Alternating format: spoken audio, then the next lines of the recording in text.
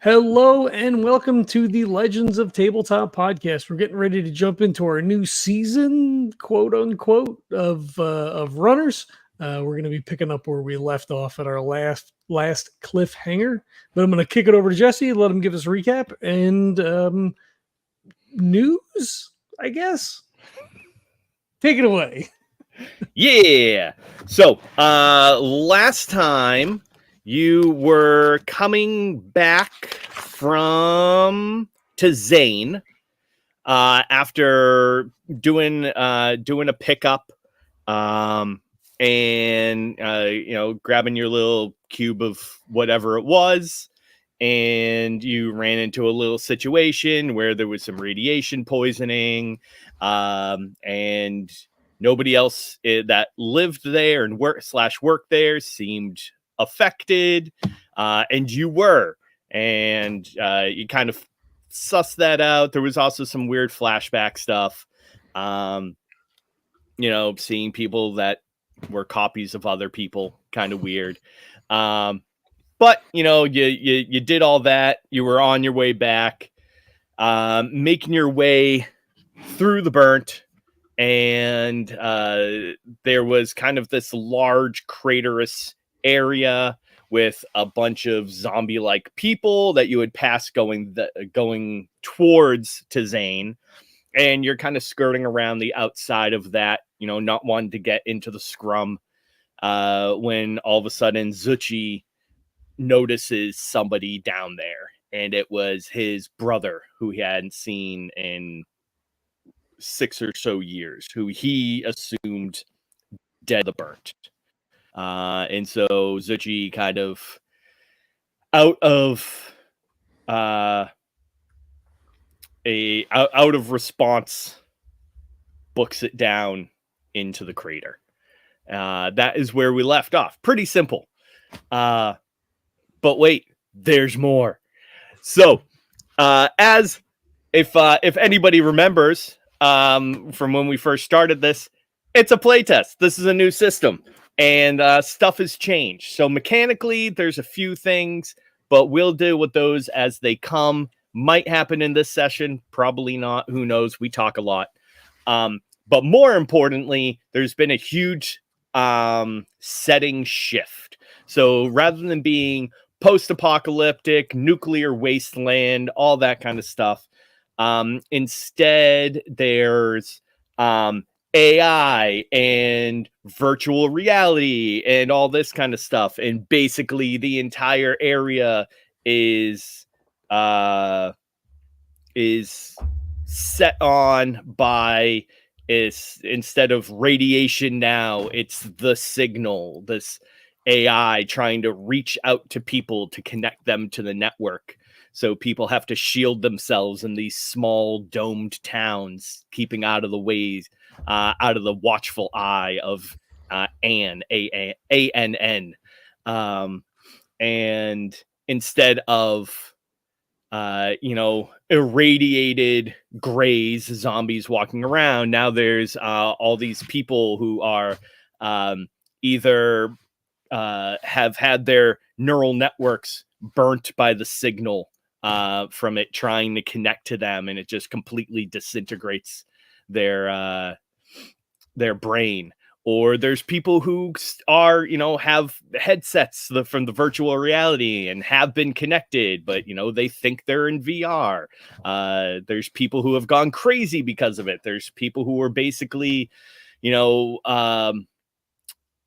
like nearly dead puppets that this thing is just kind of controlling in order to do its bidding, to fix machinery and fix the towers that produce the signal and all this kind of stuff. So we're taking that in a little bit of a different direction, but ultimately the whole story is still about people crammed together in small areas, just trying to survive, with the runners being the ones who are brave/stupid enough to put on the suits that protect them from the signal so that they can bring stuff from one place to another in order to keep the community going and keep humanity alive. So then, yeah, meta question then. So the nulls then, by necessity, are shielded in some fashion from the signal, and then the suits correct. protect the runners as they go from place to place because the signal is just like out in space, kind of thing. Exactly. Yep. Yep. Think of it like like radio waves or cell signal or anything like that. It's pervasive. It's everywhere. So It's The evil nulls are like that Wi-Fi. place in West Virginia that doesn't have any signal, that you can't get any signal around. Right? sure, those people are good. They're fine. They're still living their best farm life.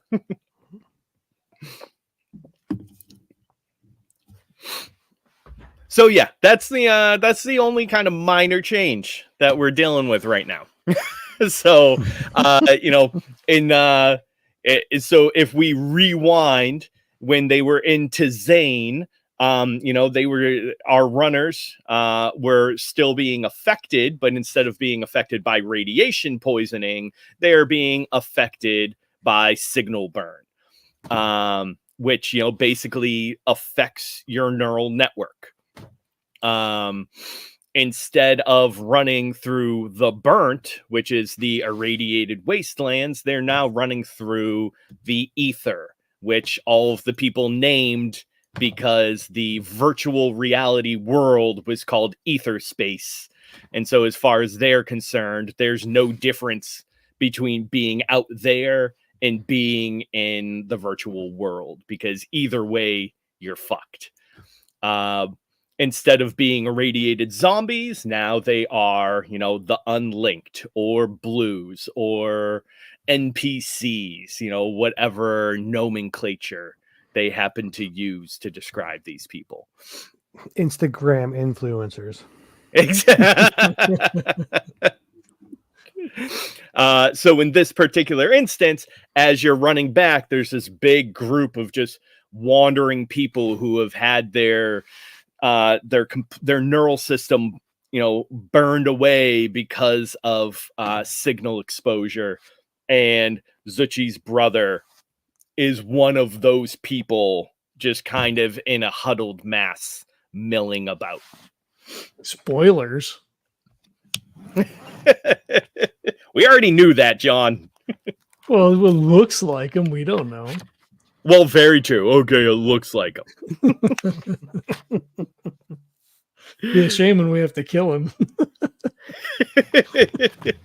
Well, it's not going to be Huxley. It's going to kill him. Yeah, it's not me. Yeah, exactly. Yeah, well, he's the one that's killed everybody so far, hasn't it? Right? That's really Yeah, he's like, oh, I'm so innocent, and kaboom, kills everybody. Headshot. Yeah. He runs the system the whole time, I bet. Right? He's playing the long game. Right? My name, not Huxley. My name, AI. So yeah, that's where we find ourselves now. Zuchy in a frantic state, seeing potentially his brother Brock down there in the scrum of the unlinked. And I think he bolted at the end of the session. Yes. Oh yeah. Okay. Because Mr. that's Zuchy, my no. Yeah, like Bolted. literally, like his comms are like it almost sounds like his comms are down, like he's not responding. Yeah. All you hear is No, the heavy bolted as in breathing of heading. him scurrying down the side of the rocks. Okay. That's what I was wondering, if he was heading away or heading towards. Mr. Smokey, what do we do? We've got to go help him. So how far away is Zuchy right now? I mean, so you guys in your suits are a little faster than a normal person. So, if it's been a few seconds, he's probably about, 40 or 50 feet away from you right now. Progressively getting faster too, because he's going downhill. Uh, uh, I think Smokey would just look to Huxley and just say, "Look, we don't have a choice. We got to go after him." And he'll kind of grab Huxley's arm, not an aggressive or whatever way, but he'll kind of just grab it and kind of start heading towards Zuchy. Yep. Yeah, I definitely follow. Yeah. All right. Kurt, why don't you have Zuchy give me a grace test? Okay. This is going to see if you can keep your balance going down the side of the crevasse. Is he adding athletics or anything? If you have it, yeah, go ahead. Okay. No, Oh, I we was going to say changed all Zuchy the has tags. tons of that, right? Well, we changed all the stuff to tags, right? So I don't. But if you have martial arts or martial Okay. artist, or I don't remember what your tags were. Smokies are really easy, so I don't have to worry about that. We talked about Right. it before.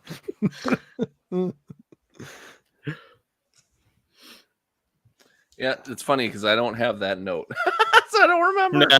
Crap. I think I got. Yeah, I'm pretty sure you ended up. You. Was it I'm pretty sure you have at least a. You'll have at least a +2. So give me a just add a +2 to your roll. Okay. I'm trying to look that- to make sure that. Sorry, go ahead. No, I was gonna say that sheet I have was updated to all the tags for the character Yeah, sheet. Oh, I there don't. you have. There you go. I should have that, but I don't. Okay. I'm All right, checking so Smokey's plus- weapons to make sure none of the effects they had before don't change with the new environment. And I think we're good. All right. So that's a 5 Fire, plus still 2, fire. 7.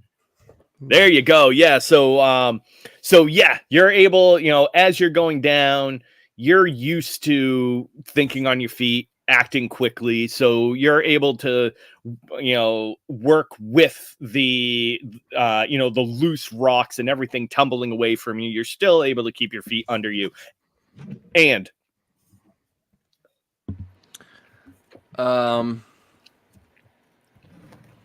And none of the others grab me while I'm heading towards my brother. perfect. Yeah. Yeah. As you're going, some of the rocks actually go underneath the feet. You create almost like a mini rock slide so that it actually trips up and bowls down some of the unlinked that are in front of you, causing them to kind of stammer around. And it creates a slight ripple of a frenzy in the crowd.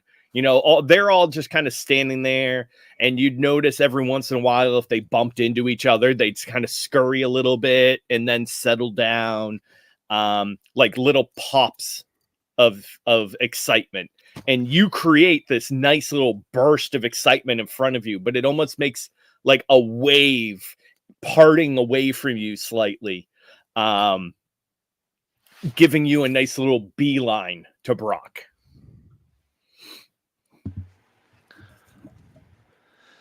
Can I check to see if he's all gone or if, again, I can assume, but, I don't, just because I'm, I haven't seen my brother in so long. Obviously, I'm going to check to make sure that if he's okay or not. Yeah. How do you want to do it? What would you do when you got to him? Hug him. Fist bump. Yeah.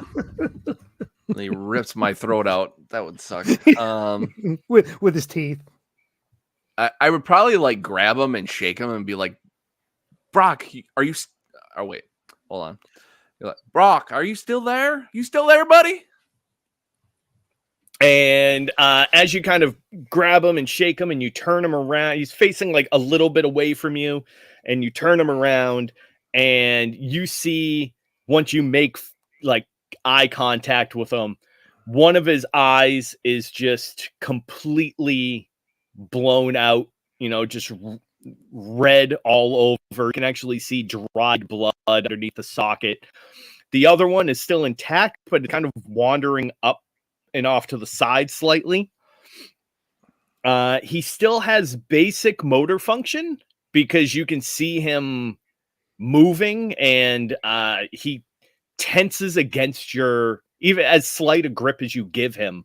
He still tenses against it and kind of pushes away from you a little bit. But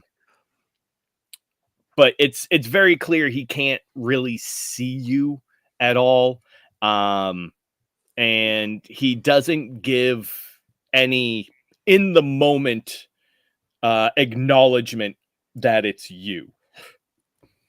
Okay. So I think what I would do But then, it definitely is him. yeah.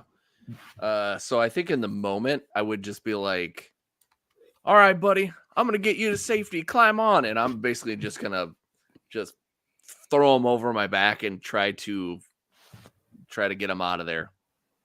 Nice. Yeah. Yeah. So Hux and Smokey, as you begin to make your way down, are you also kind of going as fast as you can, or are you gonna No, I think what Smokey was going to do. So I'm looking at my suit sheet. So when we say shield, is it physical shield? Is it like force is the wrong word, but is it, is it like a shield, or is it something that pops out that gives off a shielding? Do you have a shield? There's two different things, Yeah. right? There Yeah, is a physical on my arm I have a shield. Yeah, so you have a shield. Yeah. Yeah. So is it like we see It's like a it's like shield? a physical, like a buckler, like a large, like, well, however you want it to look like. But yeah, Yeah, it's literally like a piece of metal that you use to block stuff. Okay. It's not like an energy shield that would turn No, on and no. off. Right? Okay, cool. Yeah. Okay, so on Smokey's one arm, he's going to make sure the shield's strapped on, and he's going to be using it to parry anyone that gets close to him and Huxley. So he's got that arm. He's got that arm out loose. There you go. And so he does have a flamethrower, and it says it's on his back. So would that be that it's stored on his back, or that's where like it sticks out from his back kind of thing? However you want it to. If you want if you just want like it stored on your back and you can pull it off, like that's where the tanks and stuff are, or you could have it where it's just like a thing on your back and you can just like blow fire out of it, basically. Yeah, I was thinking, I don't know if I want a tube of flame next to my head. Smokey seems to be kind of an old-fashioned guy, so I will say it's like stored there. And you said like the tank, so Smokey will, he'll have his shield arm limbered up, and it's his right arm, so Huxley's kind of on his left.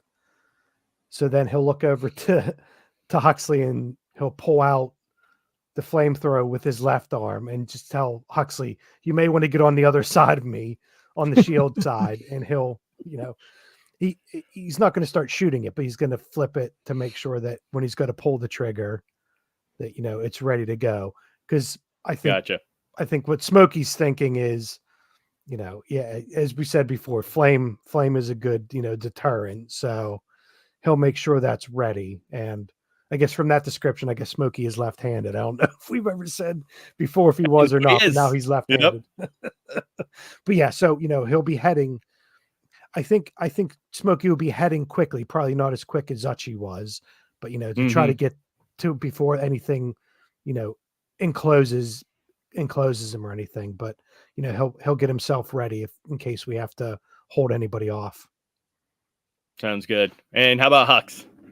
Yeah, I'll shift around to the right side. I don't want to be near the flamethrower, and yeah, I don't think we're not full bore, running down, especially when it looks like Zuchy might be grabbing him and turning around. So we want to try to maintain some space, to not let him get surrounded. So yeah, I'm following Mr. Smokey's lead. Sounds good. All right. So Kevin, why don't you have Smokey give me a might check to make sure you can kind of use that shield to push people away.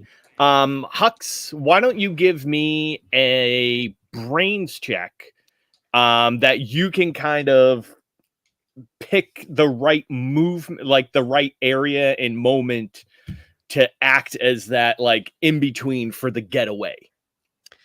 Would I have Scout under Grace? Would Scout be applicable for like scouting around? Yeah, absolutely. Okay. Yep. Cool. Let me check my brains again. Okay. And these are both going to be for DR3. I got a 6. I got a 4. There we go. So Smokey gets the yes. So you're able to kind of keep pushing people away so that you can, keep that path open for Zuchy. Yeah. Hux, yeah, you're able to kind of stay on the right side and make sure that you can, that all three of you will have a clear getaway. And so if we get the clear getaway, then maybe the end is I find some useful bit of equipment, maybe something either kicking around on the ground or maybe something that someone's kind of absently holding, some useful electronic device, some vague useful item. yeah. Hey, tell you what, would you like a broken headset? Would I know that that's bad if I put that on? Well, so you'll see one, and you'll know when. So people out there in the ether, if they don't have a headset like the vast majority of these people, then they get their brains fried by the signal. People with a headset come in 2 flavors, or well, kind of 3 flavors, but basically 2. There's what's called the blues, which are people who have active headsets that are still working, and they are alive people who think that they're in virtual reality. Then there's reds whose their headset still works, but they're basically dead. They're at least like brain dead. And so because of that, they have like their headset has a red ring. Think like the Xbox ring of death, kind of. Yeah. And with the person that you see, or at least you see laying on the ground, is a headset that looks like either it ran out of power or maybe like it got hit and knocked off someone's head. And it's no longer being used. If you don't want that, then you just give me something else that you want. No, I'll grab that because maybe there's something we can do with that. Maybe we can figure something out. Maybe we can like back engineer something to like improve our, cloaking, so to speak, or whatever. Maybe, yeah. Yeah. All right, yeah, I'll definitely do that.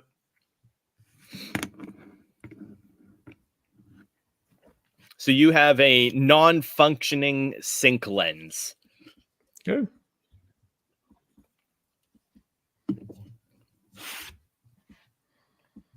Awesome. All right. So yeah. So Smokey's holding the corridor open for you, Zuchy. Huxley's kind of waving you. They have a nice open pathway for you. You have Brock over your shoulder. What do you want to do?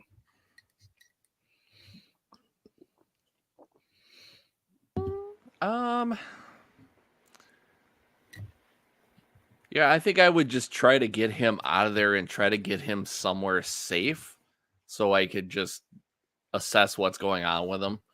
Just make sure that, where he's at physically and mentally. Sounds good. Yeah. Yeah. So if you guys want to kind of eject yourselves out of here and try to make it back up the side of the crater and back up to safety, you absolutely can try to do that. I think Smokey would wait till Zuchy got by him Mm-hmm. and then, kind of push Huxley up the hill, hurry up and follow Zuchy, make sure he doesn't trip and fall. And then he'll do kind of a rear guard and, do the face the bad guys with his back to the good guys and, walk backwards up the hill just to make sure no one's coming after us. Nice. All right. Mr. Zuchy, who's that? Okay. What are you doing? What's going on? Did Zuchy say anything or did he just run off? I can't remember if No, he ran just off. went. Yeah. Yeah. Okay. No words. Are we? We're attempting to get over the ledge, right? Yeah. Okay. All right. I'll say, no questions right now, Hux. I got to get over this ledge. Let me push. Like he'll get behind you and like try to make sure that you're steady since you're carrying somebody. Yeah. Yeah, and it looks like the wave of excitement has kind of rebounded and come back towards where you are. So a lot of those people are now their attention has turned back towards the whole of excitement over here. So Smokey, you now actually feel them pushing up against you and trying to move a little bit towards you. I would how far away am I from getting up out of the I think it's we said it's about an 80-foot or so sidewall. So okay. So if they're getting close or they're getting hands on me, then yep. I think Smokey would pull the trigger on the flamethrower and kind of, push them back or dissuade them from latching on or getting closer. Nice. Yep. All right. So yeah, you're basically just gonna give one quick push, take a couple of steps back, and just let loose and a nice big arc. There you go. All right. Hux, what do you want to do? I'm pushing Mr. Zuchy up the side of. You're gonna help him get up, or there you go. I mean, if he wants to, do you need help? Do you want me to help to grab him? What do you want me to do? Why don't you help me get up, and then once I get up, I'll help you. Okay. And he'll just get behind you and just start pushing you forward, digging my feet in, and hands and shoulder, and just push you up the side. There we go. All right. So real quick then, why don't John have Huxley give me a helper roll, a support roll. The DL would be 4, but it's cut -2 because it's helping, so it's only a DL2. Is this going to be a might check, probably? And it's going to be might. Yep. Okay. I got a pair of 5s. All right. Well, that's a yes and. So that is superior help. So you are actually going to give Zuchy a +2 on his roll to carry Brock up the side. So Zuchy, why don't you go ahead and give me either might or health. Okay. To get Brock up the side of this crater, DL4. Okay. Yeah. And you have that +2. Plus his +2 for his athletics or martial arts or whatever. Yep. So it's pretty much impossible to fail. Of course, I'm playing with 2 dice that have symbols on them, so I'm like, shit, are they 1s? Because the other one is a 1, but they're both 6s, so that'll be an 8. Oh, beautiful. I'm like, oh shit, we're all gonna die. Bro, that's a 10. You got a +4. right? Your plus two plus +4? my plus two. Oh, shit, Yeah. yeah. So if you rolled a 6, that's a 10. That's a 10. Yep. Wow. Woo.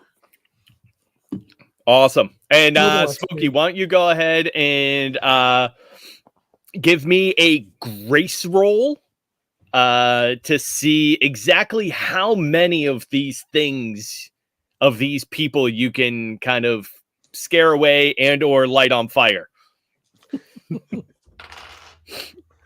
And it's going to be pretty easy. You're going against the DL3.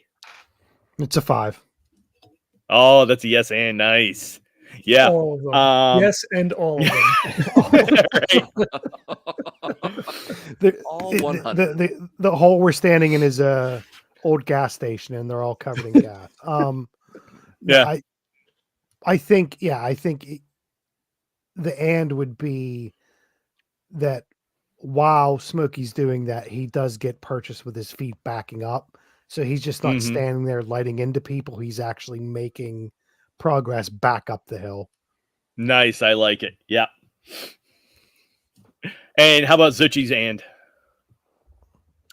I think that well, let's see. That's me basically getting up the thing, right? Correct. Yeah.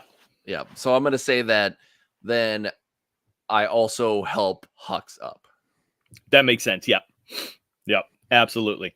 Yeah. So you're able to like get up and like you kind of reach behind. You have like Brock over one shoulder. You're holding him. You're able to reach back, help Hux up once you find purchase on flat land. And as like the camera is up over Zuchy's shoulder as he reaches back, you then see the whole background just go bright white and yellow as the flamer just arcs across the crowd. And you see Smokey just, laying into this group, still like backing up step by step, getting up the side of the cliff. And so you hear some crackling in your. I was just gonna say, yeah. No, this is the first time Smokey's got to do this, so you'll hear You'll hear him laughing and say "Smokey by name, Smokey by nature" over your over the comms. And you see most of the people down here that have been lit on fire are not reacting at all to suddenly being cindered. They are still kind of just milling about. Some of them kind of flex and jolt around, not trying to actually put themselves out. They don't have the consciousness to do that. But only a small handful of them are even reacting at all to suddenly being lit on fire. And you see just like small groups of them, they start to just drop little by little until Smokey is just like finger off the trigger and he makes it finally up the side of the crater. So Smokey will also, on the comms, he'll say, okay, that was really freaking weird, guys. And my assumption is that this is probably the first time we've seen that kind of reaction. We probably heard descriptions of it, right? And I'm sure there's lots of rhetoric and, stuff about what happens if you get zapped and all that kind of stuff. But I think maybe for Smokey, this will be the first time he's ever seen that in action. That complete goneness of people and not reacting. So Smokey will say over the comms, okay, that's I guess they weren't bullshitting when they told us what happens to you out here. So let's get up, let's get away a bit, let's check all of our equipment and our suits to make sure we're still all intact, and let's get away from here. So Huxley will immediately come over and start checking from behind you to make sure that your seals are good, that everything looks fine. Yep. Yeah, it doesn't look like he got, nothing was grabbed or bent or torn or anything like that. He made it out fairly unscathed. You look good, Mr. Smokey. Nobody got me, so I think I'm okay. Mr. Zuchy, who is that? What are you doing? You could have got really hurt. Guys, this is my brother. What? Is he okay? I don't know. I can't figure it out yet. He's not responsive to me. But but out in all this junk, I don't know if he'll be in the right mind. That's why I want to try to get him somewhere safe to just assess how he's doing. Do you want me to take a quick look? I mean, if he's out here, I think we should keep moving. So I don't know if we want to do a full examination right now. Zuchy, if you're all right, either to get your brother moving or help him move, I say we get a bit further away before we do any more checking. Did we say how far away? Did we say how far were we when we ran upon this? We halfway. I'm trying to remember. You were more than halfway back at this point. Okay. I think the best shot, Zuchy, if we are going to get any help, is just try to get our asses back. The three of us probably don't have a lot of know-how and technical stuff on us.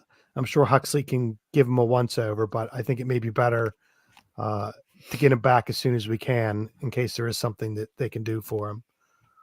I think Smokey's just let's get our ass back and not hang around. Mm-hmm. Yeah. Yeah. Zuchy's like, yeah, I think that's a good idea. I think we need to get somewhere safe. Right here is not the place to be.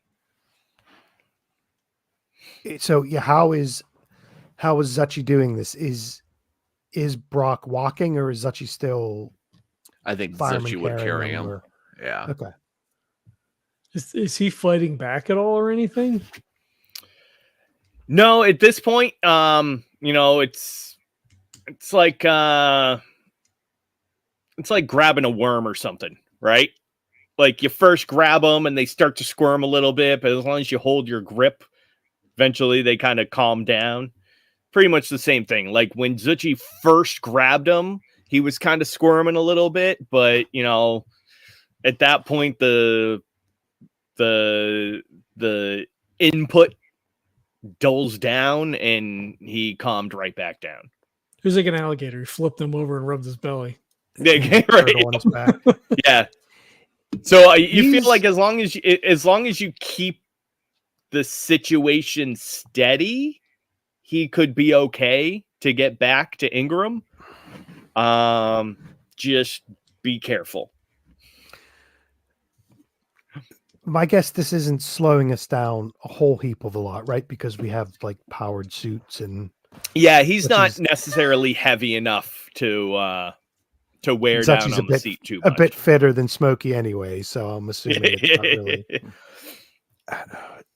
I guess this is a bigger question. Is Brock wearing anything?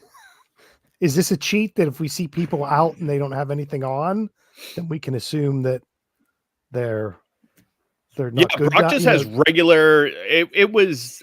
I mean, granted, right now they're kind of dirty and tattered and not necessarily torn, but yeah, like clearly he like rubbed up against some like an exposed nail or something like that a time or two, and so his clothes kind of ripped a little bit.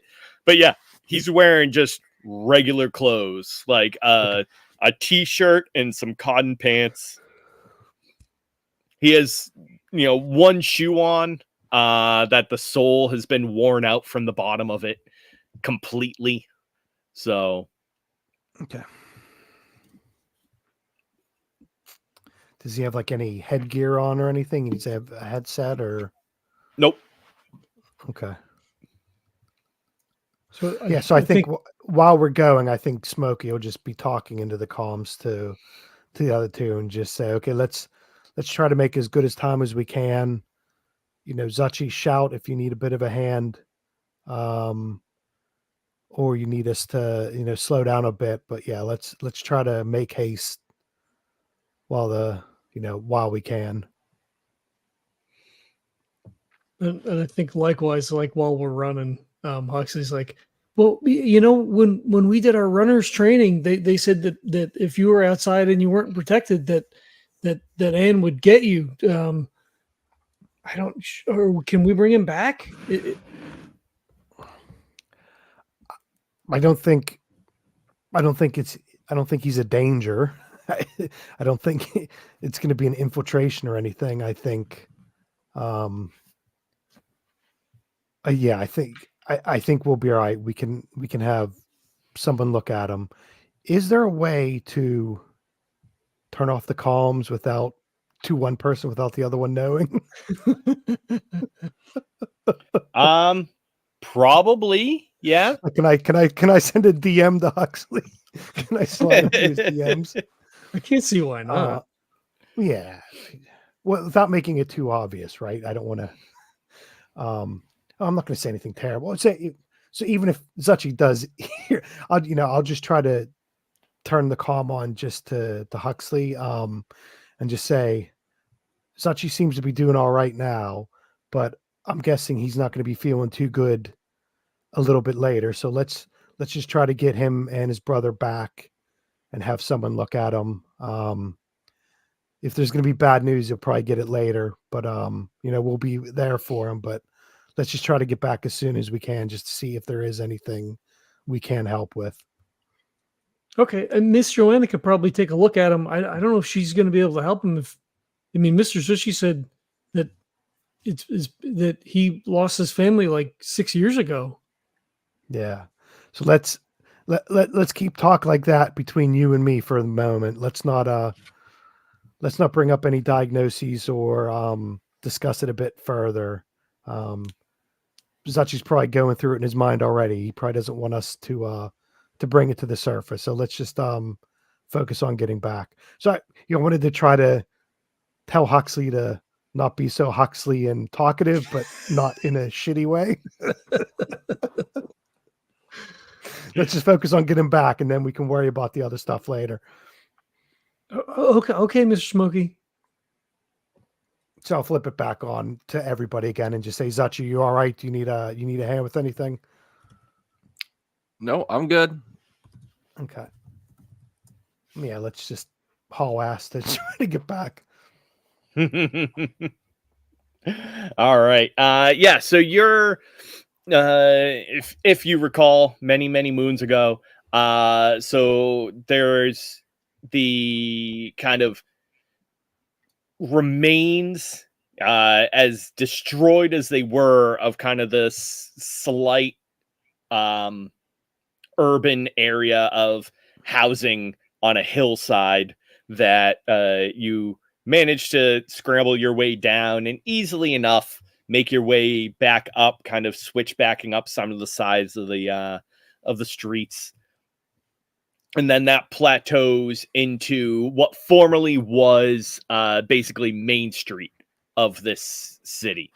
Where you have the nice wide street down there, but all the shops and everything all off to the side with the nice brick walls and the little lanterns on the sides and everything. Really kind of hearkening back to the olden before times, kind of giving everybody a nice little sense of ye old shoppy type stuff. Is this where we played kick the can with the zombies before? Yeah, basically. Yep. And in fact, as you're going, you start to kind of hear the scraping sounds, and you actually see one of them like still head first in a trash can, basically, like rolling around on the ground, like in between a door, like the entryway of the break of a wall. And you can see its feet still sticking out, kicking around a little bit. That's awesome. So Smokey will also try to distract everybody. So, he'll say, yeah, that was pretty weird. Seeing all those clones and stuff and all the people we recognize. That's some pretty messed up shit, wasn't it?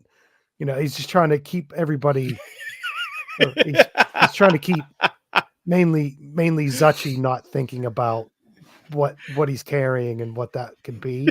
And I think there's also another part of it. So I think Smokey also, says over, that information that we got there is probably kind of important. So it might be good just to go over and try to remember everything we saw there and remember who everybody we saw there.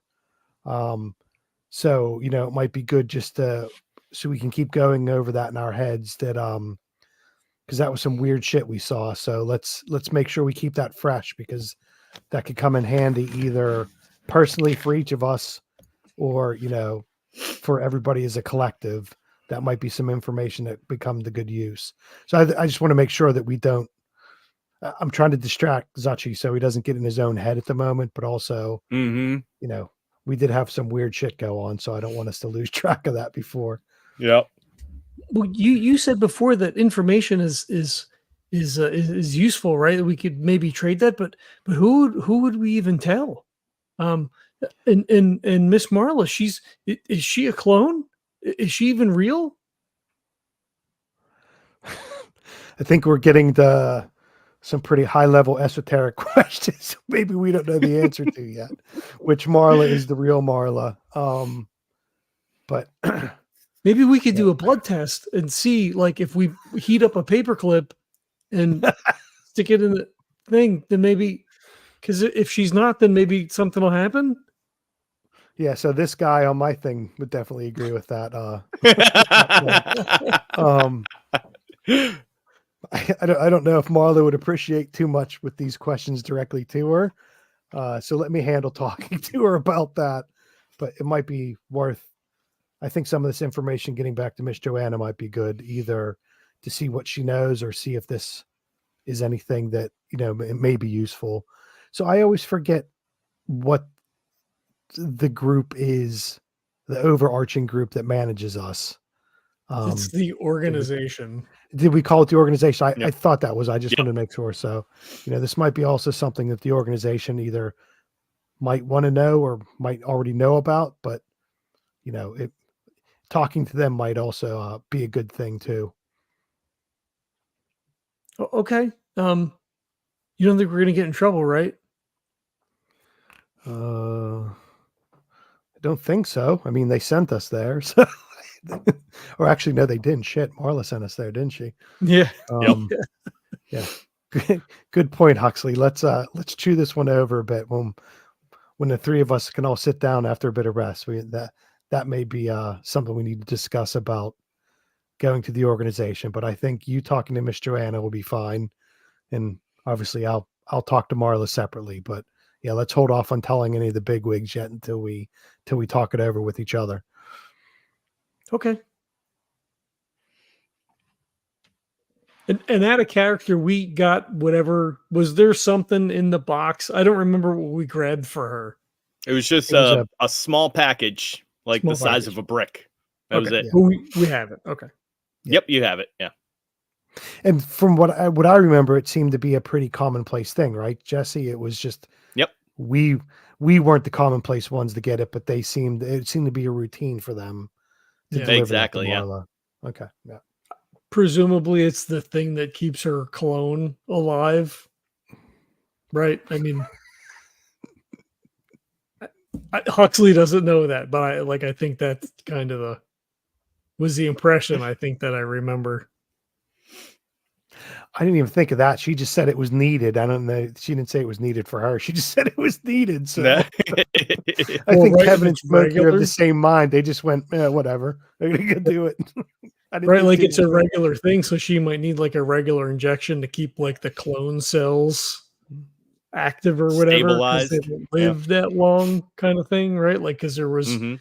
everybody had numbers or generation tags or whatever, so like, yeah, and they said something about people leaving to like find themselves or whatever bullshit. I don't know. That was like fucking 6 months ago. I've been really playing It Smokey was only like 12 hours ago, John. What are you talking about? because Smokey wouldn't have thought of that, and obviously I didn't think of that. So I'm inhabiting my character pretty well on that one. Well, Huxley wouldn't have. I'm just throwing it out there. We'll find out. I'll find out from Marla. Mm-hmm. Marla Prime. Or Marla not Prime. We don't know yet. Yeah. Are we All able right, to so make yeah. Are we Go able ahead. to make it through this space? Do we need to make some kind of rolls or? No, Mm, you're yeah. good. The from what you did last time, it's made it easy enough for you to travel back through here without too much trouble. You know, next time, who knows? But for now, it's easy enough that you're able to kind of just skate on through. So as you begin to get back closer to Ingram, just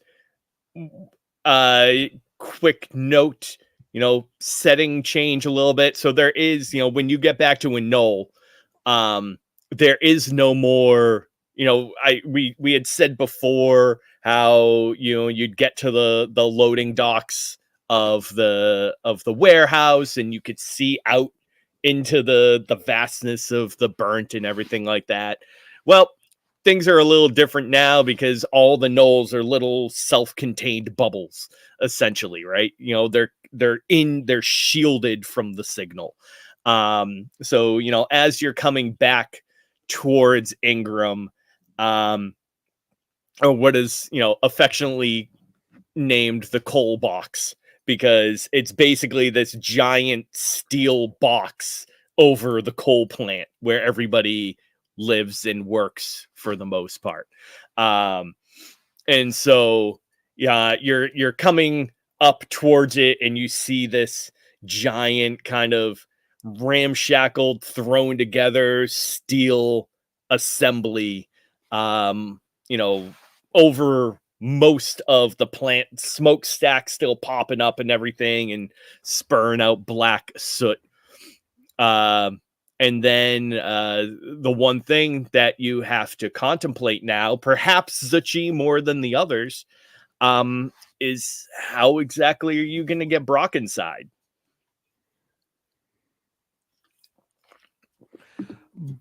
So this kind of leads to another point I was thinking. So before we used to have to go through like a decontamination thing, right? Mm-hmm. I don't think we necessarily have to do that now, right? Because we're not covered in radiation. Correct. Yep. There's probably still an Um, interlock though, right? Like there's an outer part of the shield that we get in and then that closes before the next door Yeah, opens. exactly. Right? So, Yep. but it's not us bringing stuff in on ourselves. It's blocking the shit outside from getting in, right? So Exactly. there is that. Yep. Okay. Yeah, I guess so another there's part of still an entrance that you have to go through that is And kind of wait, locked down. But we don't get And sprayed down or whereas scrubbed before down. you'd go through like a radioactive decontamination process, now you probably go through like some kind of like afterwards like neurological testing before they let you like back out into the masses. They probably like give you a quick little once over medically just to make sure that you're not too screwed up and you haven't been connected to the network somehow. So Yeah, so from gossip and bullshit that Smokey's heard in the bar before about people that go out and the effects that Anne has and stuff like that. So Smokey in his own mind is like, okay, well, if someone's trying to talk to us and make us do stuff, if I sit there and hum or sing under my breath, that'll distract me from anyone trying to talk into my head. So you'll hear while we're going that when Smokey's not talking, he's just kind of humming to himself or just nice. Oh yeah, and you'll like Smokey will too, especially hanging out at that bar with other like it's not necessarily it's for the most part a runner hangout, right? Yeah. There's also co-workers and things, but there's like that kind of class of people hang out at Marla's. And so you'll every once in a while hear stories of like, oh shit, did you hear what happened to Linus? They had to put one in him because he came back and like he started, they asked him some question about some complex geometric pattern and he was able to answer it. And they were like, oh, fuck. And they took him out. It's like he's never even taken a math class. Because that's what all the old timers say. The worst thing you can be is silence and being in your own head. So at least if you distract yourself with something that no one else can get in your head. So yeah, Smokey's kind of just humming or singing under his breath when he's not talking to Zuchy and Huxley. So do we have like our own Voight camp test here, like our own Blade Runner-ish test to see if basically connected. Yep. You see a turtle, it's on its back.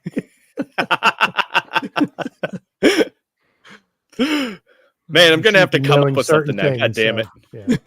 You start answering questions you shouldn't know the answer to, you're in trouble. Right. Yep. Yeah. So I guess as we approach like the gate, Mr. Zuchy, are we just gonna bring him in? We could probably take him to Miss Joanna, I guess. You don't think he's like connected, right? I mean, would Anne be able to like see him here? I would kind of abruptly, not rudely, but abruptly just tell Huxley, yeah, Shut you the may, fuck if up. you can, no. Dummy, idiot, no. He'll say, if there's a way you can get a hold of Miss Joanna pretty quickly and get her down here, it might help us get through. So is there a way you can get a hold of her and have her meet us at the, I was going to say the gate, but that's probably the lock or the whatever, the entrance. Yeah. Just get Miss Joanna down here and just tell her we have something that we need her help with. She may be able to help us get him through, and then have a look at him. I don't think we can, Mr. Smokey. I mean, everything's locked in. I don't think we can get a signal in because there's no signal in or out. Otherwise, we'd be found.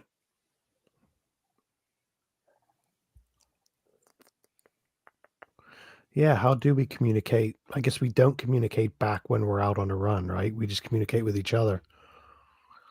Yeah. All right, let me stand up front. So Smokey will go to the front and kind of try to make himself a bit bigger. Maybe he'll twist the shield around just so it's kind of blocking and acting like it's got stuck.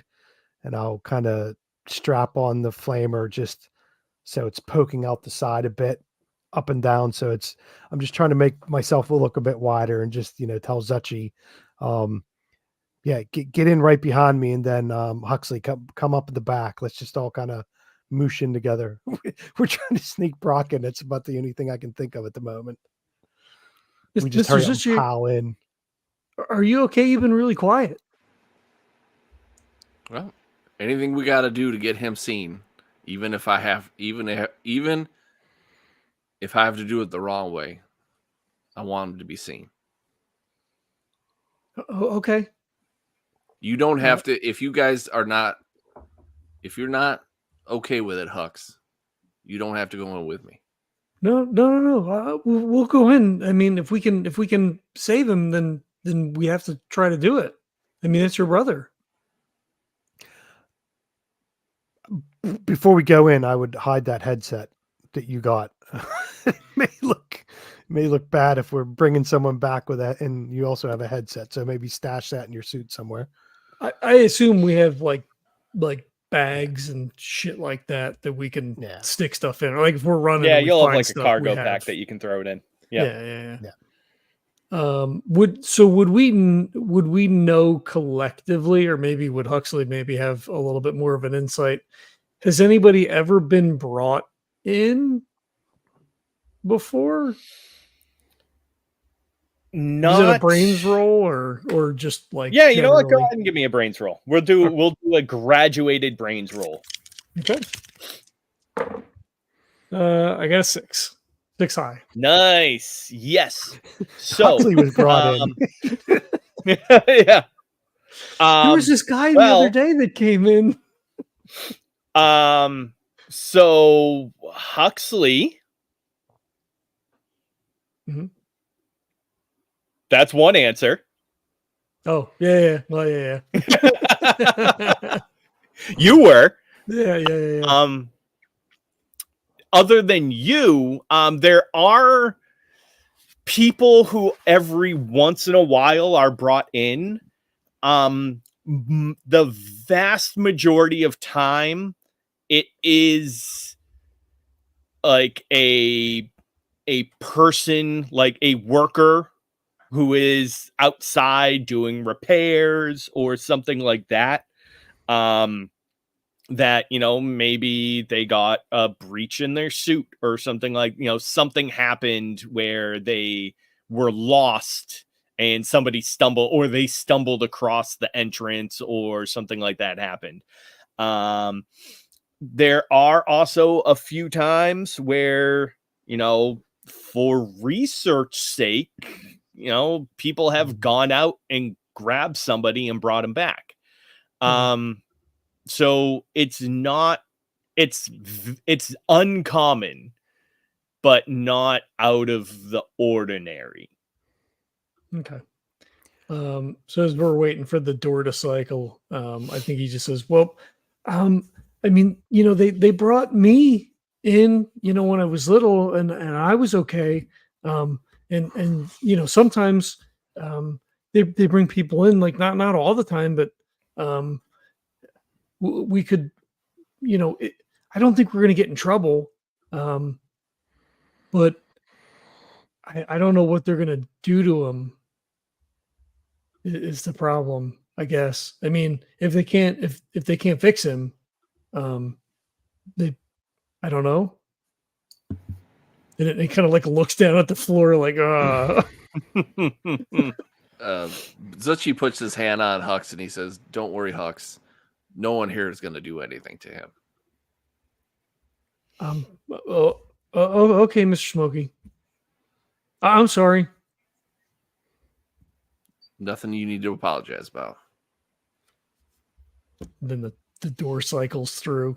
Yeah. I guess, yeah. right? So, Smokey walks up and, takes his wherever he stores his cube, his hollow cube, and kind of puts it up against the sensor, and you hear the opening of the first set of doors at that point. So is the plan, so Smokey's going to act as a deterrent, as like a distraction, right? Remember too, Hux, you actually have quite a bit of scrap on you as well. Remember your way back, I believe, you actually scrapped that generator. Mm-hmm. So you have a lot of that on you as well, which could potentially work to your benefit in this. And then Zuchy, you want to kind of attempt to stealthily, for lack of a better word, get in and then out as quickly as possible. Yeah. Is that the plan? I think so. Where are we taking? Where are we taking them? Yeah, because you guys Besides stay just in the getting him in. barracks. Was that the plan? Until we No, I'm decide just where to saying go? that's where you guys stay in a public place. I mean, Yeah. I stay with Miss Joanna. I'm guessing maybe we didn't think Well, that you far and- ahead yet. yeah. Well, I mean, Hux had mentioned Miss Joanna. Is your plan to take Brock to her? I mean, that would mean either taking him to Miss Joanna's house, or Huxley was just thinking to the hospital. Yep. But then everybody will see him. Yeah. Yeah, I think Zuchy would would kind of nudge Huxley a little bit and be like, "Hux, I wouldn't ask this unless it was the last option. I really think that Miss Joanne needs to see him." Look, I mean, I'm sure she would do it. Do you want to just go right over to the hospital, or Well, is she there? I mean, I don't know. We've been gone for a couple of days. she might be. Can't you Like he'll- can't you plug in and see where she's at? Yeah. Now that we're inside, so like he looks at the whatever the clock says, like in the suit stuff. It's like as soon as you go in, and basically it's almost like that airlock, right? Where the door opens, there's enough space for you guys to fit in before the door closes behind you, and then another set of doors opens, and that leads to that. It's basically like a two floor service elevator that brings you up to the top of the warehouse. Mm-hmm. So as soon as you step in and that back door closes, the elevator starts to go up, and that's when you get in your readout like connected to Wi-Fi and all this kind of stuff. Ding. So yep. Yeah, so if it's during the day, like business hours, he's gonna assume that she's at work if it's during the week. Yeah, it's probably lunchtime right now, but she's probably there. Can we call from the suit? I mean, is it like we would be calling on the phone, or is this like just the comm? Yeah, well, I mean, if you guys have comms, so it's basically like it's like a cell phone. So okay. Would she have an equivalent thing, or would I have to call like the hospital direct? No, she'd have a cell phone. Okay, yeah. I give her a call from the suit then. Sounds good. Yeah. So it rings a few times, and then she picks up, and she says, "Oh, honey, how are you doing? How are you? You're back. I'm guessing, right?" Hi, Mom. Yeah. We just got back. Could you see somebody for us? Are you okay? Yeah. No. I'm fine. But Mr. Zuchy's brother doesn't look too good. Do you think you could see him? That's what we do. Yeah. Go ahead. Did he get hurt in the mines or something? No. It's probably better if you just see him. All right, sure. Yeah. Bring him. I'll be off break in about 20 or so minutes. So yeah, if you want to bring him by, then I can see him. Okay. We'll be over in a few. Okay. I'll see you soon. Thanks, Mom. All right. Glad you made it back safe. Thanks. Yeah. Glad to be back. Okay. All right. Bye. Bye. She said she'd see him. If you want to, we'll go over to the hospital. I mean, no one would know that he came from outside, right? I mean, as long as nobody sees us here, I guess. Let's do a walk and talk. Let's just hurry up and get over there to make sure nobody does see us. So let's just find the quietest and darkest way to get over there, and let's try to get there as soon as we can. Then we don't have to answer any questions until afterwards. Did you bring anything back, Kurt? Like, do you have any scrap or any other kind of, or could you just scoot? Right? Like, I mean, he doesn't have anything. Because Smokey has Marla's box. You have all the scrap from the generator. Mm-hmm. That was it. Okay. I've got a defective brother. Yeah. Well, so we wouldn't keep the suits here, right? I mean, this is just for loading, unloading. So yeah, I mean, I don't know that Huxley's that much of a planner, but like meta, like you could scoot. Huxley's going to be a distraction trying to unload all the scrap. Mm-hmm. Where do we? So since we don't have to like decontaminate or anything, where do we keep the suits? And you still keep them in this building. So there's there's the warehouse where they keep all the goods and cargo and everything and do loading and unloading. And then off the side of this building is the barracks and the storage areas where all the suits are kept and everything like that. So there's, it's a warehouse building that, basically all of like the offices and things like that for, all for the factory. Exactly. Yeah. That are no longer necessary. Right. So all those rooms were converted into, storage for the runners and their barracks and all that, in their, sleeping areas and all that kind of stuff. So Smokey would say, let's go. I'm going to go chuck my suit off and we'll throw it on Zuchy's brother. Do we know his name's Brock? Have you ever told us that? Or is it just your brother? So you have said no. Brock. You know that I have a brother Brock and a sister Elaine. Okay, so we do know that. Okay, so I'll just say I'm gonna strip out of this and get my civvies. Why don't you put Brock in my suit and then take him over to Miss Joanna? And if anybody sees you going, then you'll know that maybe Brock is a runner that's been hurt and needs looked at. So can I get some help with getting out of my suit and putting it on Brock, and then you guys can make your way over to Miss Joanna's. Does that make sense to you guys? Kevin's asking, not Smokey. Sure. Yeah.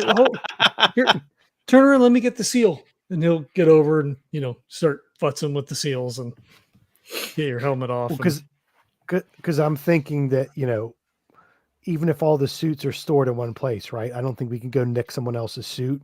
Either they'll beat our ass or it's, kept an eye. I know I would always keep an eye on my suit, and I'm sure Huxley does too. So just chuck him in my suit, and then, we can get him over to Miss Joanna's. The hospital, not Miss Joanna's. But for Miss Joanna to look at.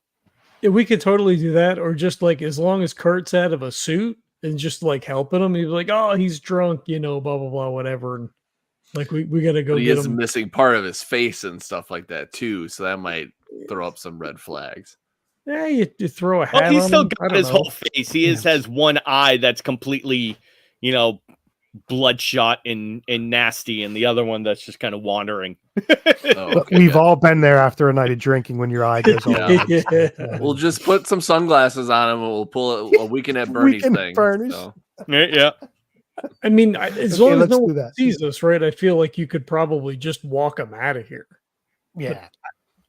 Yeah. Either or, right? No, I mean, the first big thing is just getting like out of the elevator and being able to get out of the warehouse without him being seen. Yeah. Once you can do that, if you do that well, then it makes everything else a hell of a lot easier. Would anybody particularly know? Like, if he was carrying him, somebody's obviously going to notice. But no, if I'm almost wondering, and Huxley, of course, wouldn't have this idea, but could we like stash him somewhere? Zuchy gets out of a suit, comes back up, and then like throws an arm around him and walks him out. Like, would anybody even notice? Particularly, it depends. I mean, walking around, notice, probably, say something or take note of. That's different. Yeah. Well, yeah. I mean, more of that, right? Like, obviously, some people will see them walking around, but yeah, your call, Kurt. I mean, God, I don't even know anymore. You guys got me all upside down. I don't even know. I think they both are very good ideas. Having Smokey has an idea. Let's not overthink it. So if the key thing is getting out of the elevator without anyone looking, Smokey has an idea. So let's just Zuchy, find the closest door that you can get out. With you and Huxley can go run to Miss Joanna's, and if I got to distract people, leave it with me. So let's just do that. I've got an idea. Smokey's got an idea. There you go. We're overthinking it. No one's ever told me that before, that I overthink it, but Yeah. Smokey says Smokey has an idea, and then Zuchy turns to the camera and goes, "Yikes!" And then just do it. You don't know how close you are, but yeah, we'll leave it at that. Yeah. For the Right? moment. Smokey's the penguin that always wants to blow everything up. That's right. Yeah, that sounds good. All right. So are you gonna? So Hux, if you're going with Zuchy, do you want to? Are you ditching the scrap right here, like in the elevator, and then just making like Smokey can take care of that, and you're gonna take them with Zuchy? Okay, I'll leave pass yeah, it I'll along. grab that. Yep. sounds good. Yeah. All right. So in that case, we're gonna have Zuchy. We're gonna have Smokey acting as the blocker, right? So you're gonna gang attention. You're gonna be the distraction. Huxley again is gonna kind of be. You're gonna be the assistant. You're gonna be making sure that the path is clear. Helping Zuchy out of here. Zuchy, you're just gonna try to make it out of here as quickly and unobscured as possible. So I think first comes to first. It kind of all hinges on Smokey and whether or not he's able to be a good enough distraction. So Zuchy turns to the camera and goes, "Yikes!"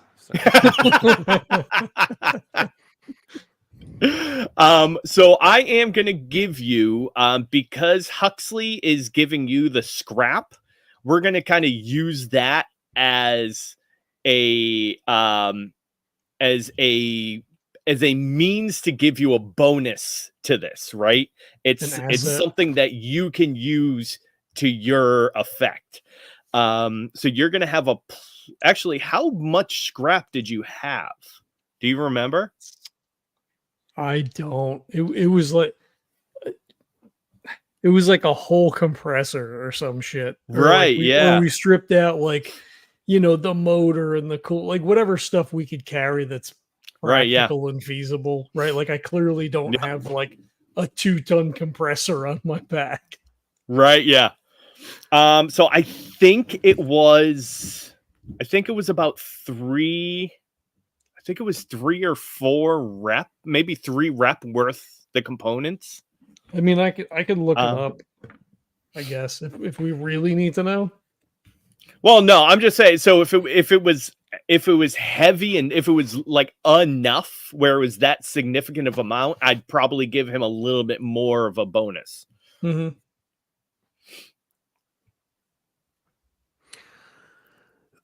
I had 4 rep typed that out somewhere, but it's literally just floating on a notepad. I don't know where that comes from, but if you were saying 4 rep, I do have that also written down somewhere.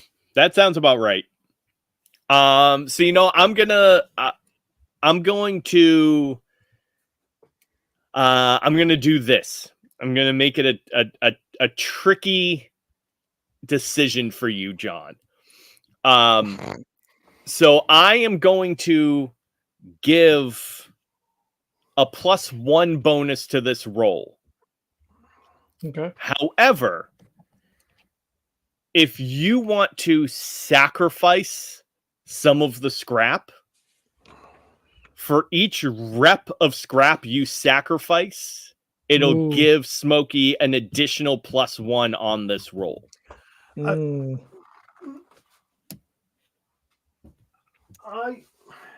Smokey has an idea on how to distract everybody. So we're trying to be, whatever. Smokey has an idea about how to distract everybody. So they're looking at him and not the other 3 people. Yeah. So was it 2 rep? 2. So you're talking about rep that Huxley could lose. Smokey, his plan is more his reputation and being Smokey. So I don't know which way we want to go. Little r. Exactly. So I have an idea. That's fine. Yeah.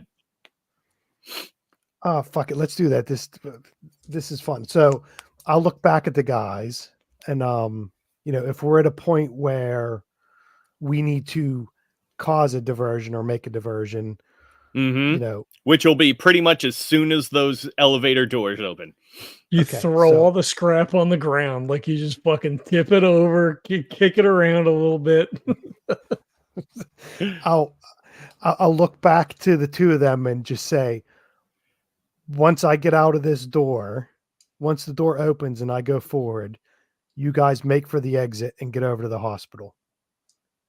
And then once the door opens, I'm assuming there's people milling about or whatever. Oh yeah. You'll see Smokey grab his flamethrower, hold it out in front of him and scream, "The safety's broke. The safety's broke. I can't turn it off. The safety's broke. Get me to the armory," and run down the hall. Letting off little jets. Yeah, exactly. Yeah, exactly. Oh, beautiful. All right.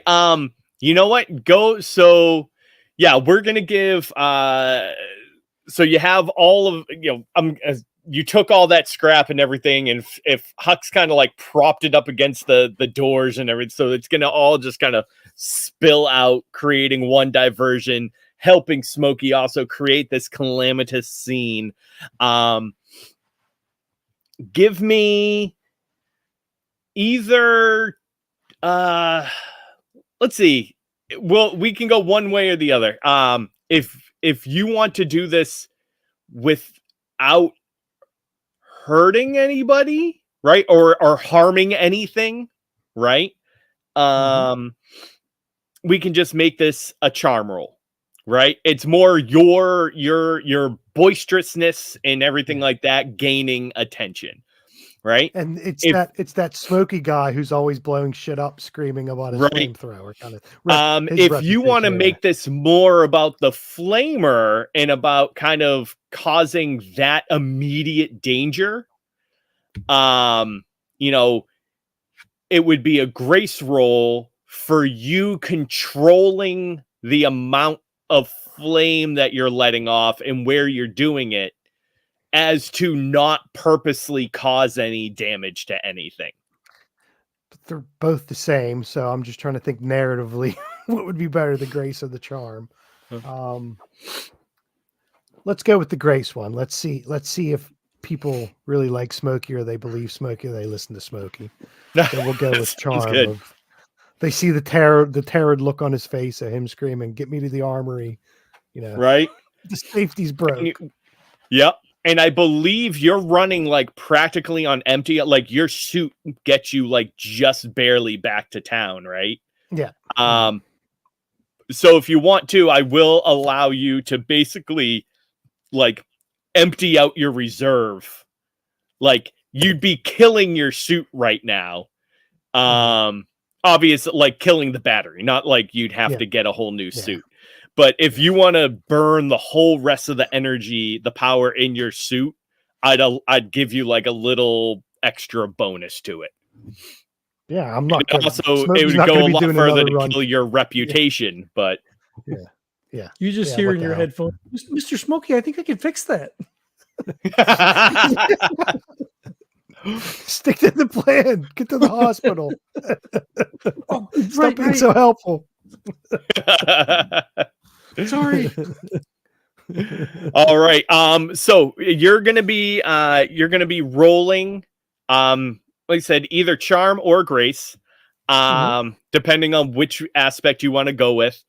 And between the scrap and also if you want to burn that final power in your suit, just completely empty out that battery, you'll get an additional +1. Sounds good. All right, so you'll be rolling off a +2 against the DL5. And that is a 5, so that's a 7. Nice. Oh, that's a yes and. Beautiful. And so yeah, all of a sudden. So which way are you going? Did you go grace or charm? Charm. Charm. All right. So yeah, all of a sudden these people just start like yelling at you about like, turn it, dude, what the hell are you doing? And they just start losing their minds. One guy runs over, just like hits the switch, like the shut off, the emergency shut off valve on the back of your tank as you let off like one quick little plume, and the whole suit just you suddenly see like everything go dark, and you hear the of the comms as like everything just shuts down, and suddenly you just fall face first down onto the ground. And you can still hear like muffled, like the footsteps all around you and everything just going off. But he gets away, right? Like he's running like Oh into yeah, the room and kind of like down the hall, and then we scoot. exactly. Yeah.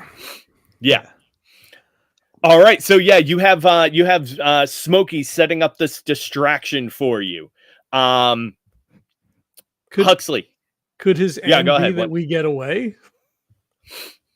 Well, he's basically that and is gonna provide you with an additional bonus in order to get away.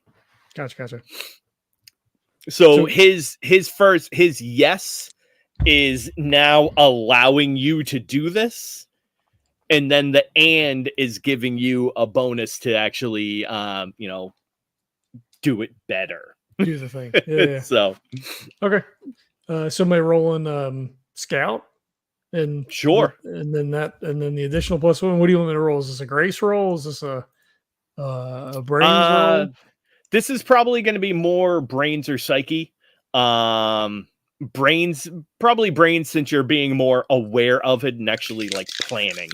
So you're going to be like the lead going through, and you are looking at a +1 using that and going up against the DL5. So +2 with scout, and I rolled a 6, so that's an 8. That's another yes and. Mr. Smokey, come on, we've got to go. And he just like starts pushing him out the door. Yeah.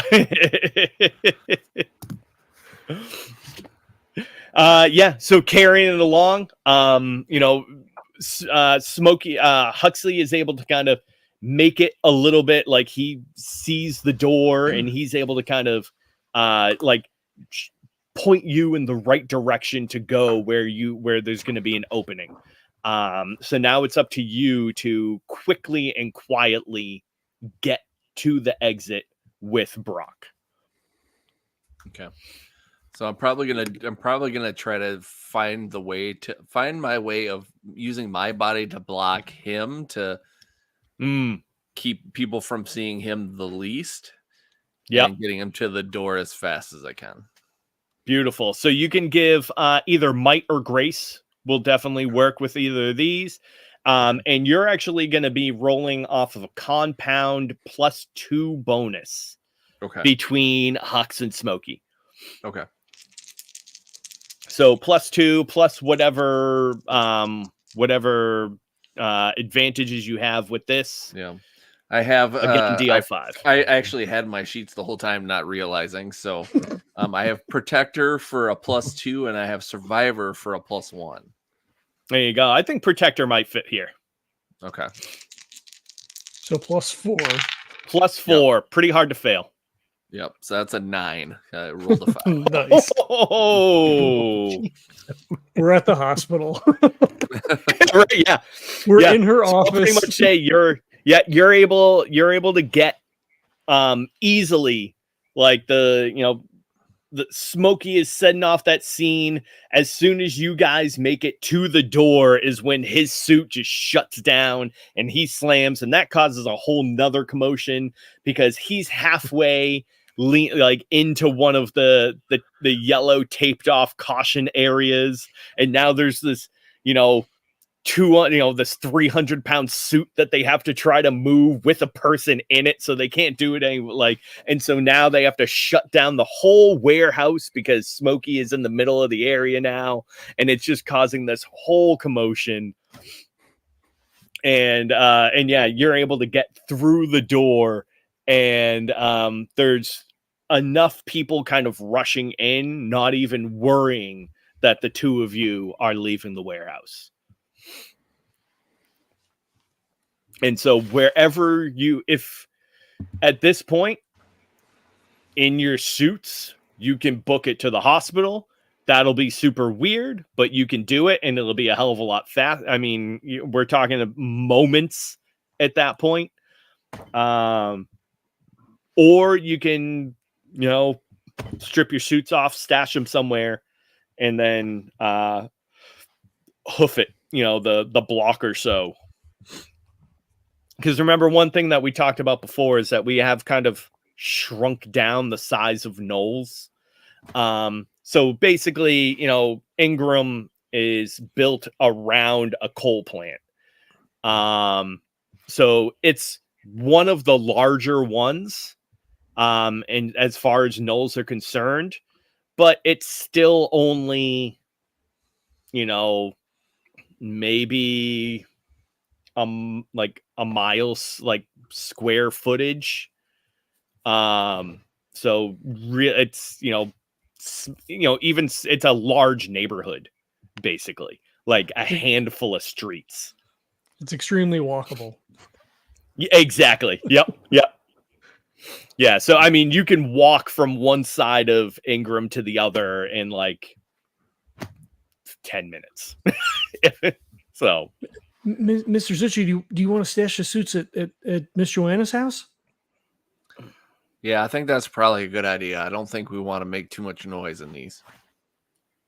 Okay, this way. I don't know if you've ever been over. No, I don't. I don't think you would. Is this the first time you're inviting a friend over your house, Hux? Maybe I should call my mom first and ask her if it's okay. This is my Robotech, and this is my Transformers, and I assume they have some kind of like security lock or something on them, right? Yeah, I mean, it probably has, either a digital deadbolt, or if you have a house key. I don't know what you got, but yeah. No, not the house. The suits themselves, right? Like I'm just thinking, leave the suits on the porch. You're not going to try to get the suit inside the house, right? But I assume that they're like like thumb scan or like There's probably a password to, like, there's a passcode. So yeah. Otherwise, people would see them because it'd be worth a ton of fucking rep, right? Like, oh god, yeah. Yeah. Okay.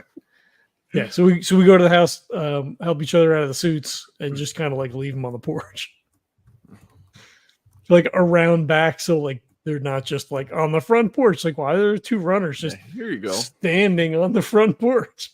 Right.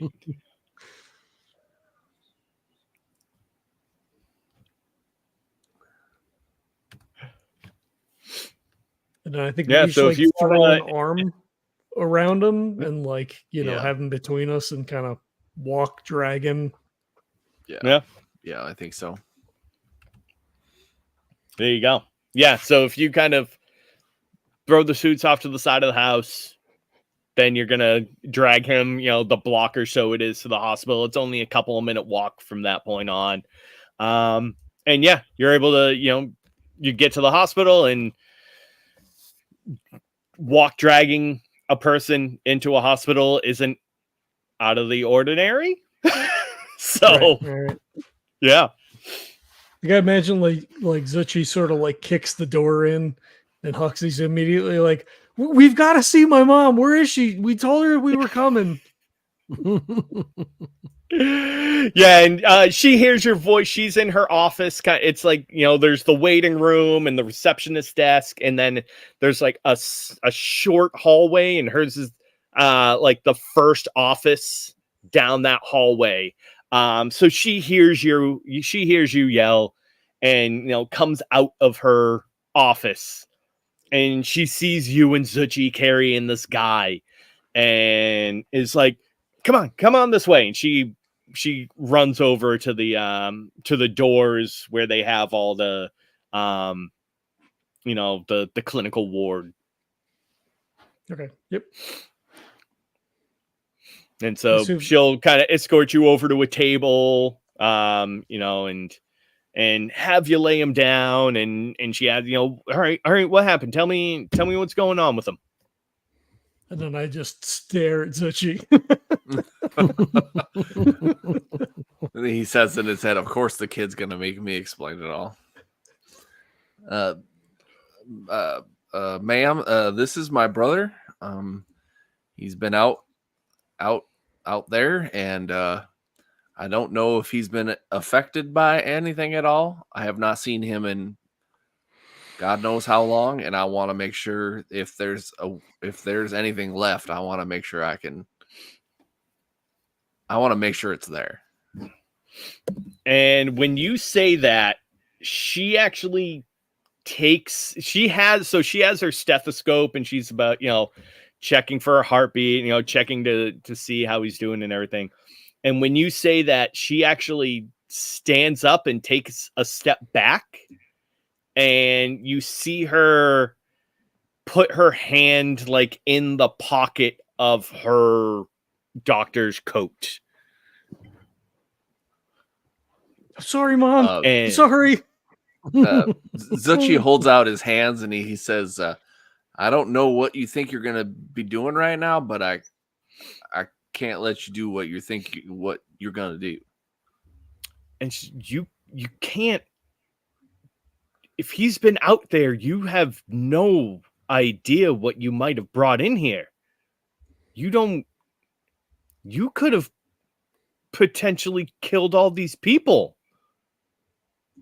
Why would you do that? But Mom, you brought me in, and I'm okay. Yeah, we went through the proper procedures. We made sure that you were okay.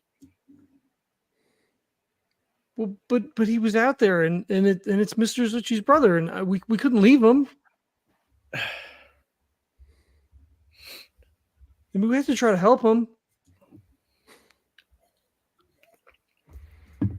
Go ahead and give me a charm roll.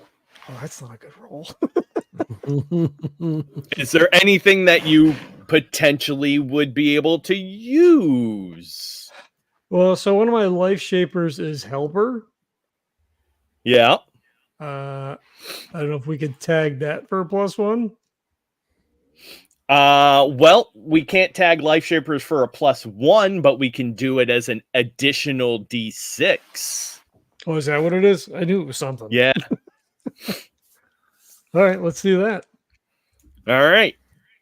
Is there anything else that you? Well. I mean, I don't have any charm type skills. Like I have med tech and biology, so like, I can help you look at them. I'm wondering,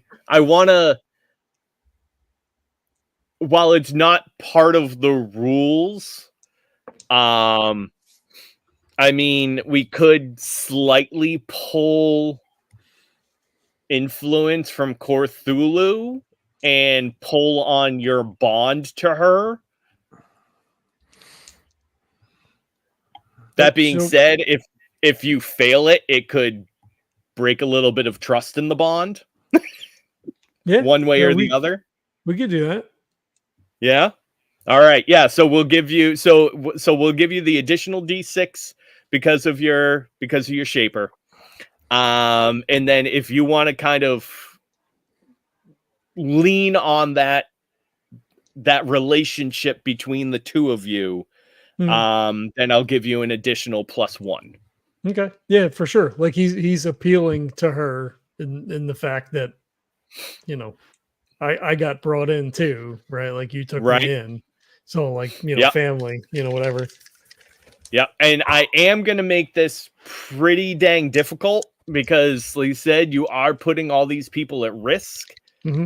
I'm not going to make it super, like it's still within the realm of possibility, right? So let's put this at a DL5. Okay. I got 2 6s, baby. It's gonna be a 7.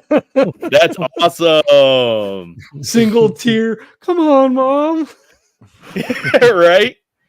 So that's actually a yes and then. He's okay. I mean, he's fine. He got bumped. He wakes up. He's fine. Yeah. He got punched in the eye, so it's all red. He didn't have any drops or anything. Yeah. He got bounced out of a bar, and exactly. Yep. It's like you said, it's dry out. He had some red eye. You know, some AccuView will clear that up. He got hit in the side of the head. He got punched by a bouncer. That's why I went all wonky. He has pink eye. Yeah. He's fine. Yeah. Don't rub shit in your eye next time, dude. Maybe this is too big, but like we didn't kill everybody, right? Like he's not connected. He's, you know what I mean? Like I don't know if that's too big. Yeah. We'll see. If I'll give you. I'll take that into consideration. How's that? So, yeah, at that point, you actually see her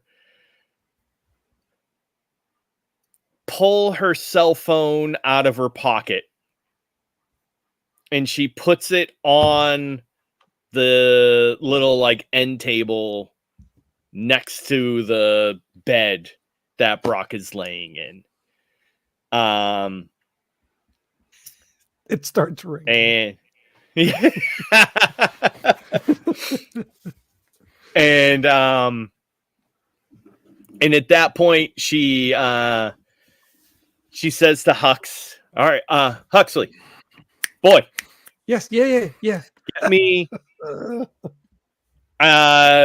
Get me the defibrillator, and I need the neural sensors. And she lists off like 4 or 5 different things that she tells you to, pieces of equipment to go get her so that she can give Brock an evaluation.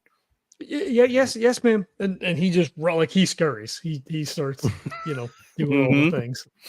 He doesn't want to push his luck, right? And I mean, he does work, or he did work at the hospital. I guess he volunteers. Yeah, exactly. And you still are there from time to time, so yeah, you know where everything is. That's why she's having you do it. And when Hux scurries off, she turns to Zuchy, and she slaps him. No, just like deadlock to you, and she says, saves that for Smokey. Right, exactly. Yep. It's bad enough that you put my son in danger once, but the fact that you have potentially put all of us in danger, I'm not sure I can overlook. But he wants me to help you, and so that's what I'm doing. Yeah, because that's what you do for family. Yes. Can't argue with that. That's a pretty good.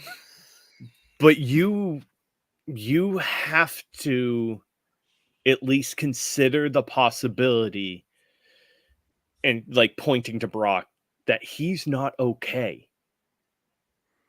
And that you're going to need to do what is right and what is necessary if this doesn't come out the way you want it to. And Zuchy gives her about the hardest stare he's ever given anybody. And he says, I plan on it.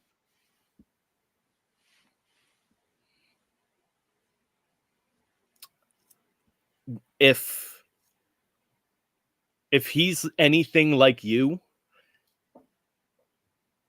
I have a feeling he'd want you to take care of this. No one else would do that because I won't let it.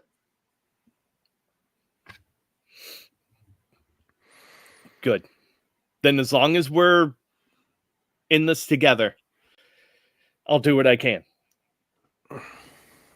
Again, that's what we do for family. I've got the stuff. Boom! Like kicks the door open. Comes in with like a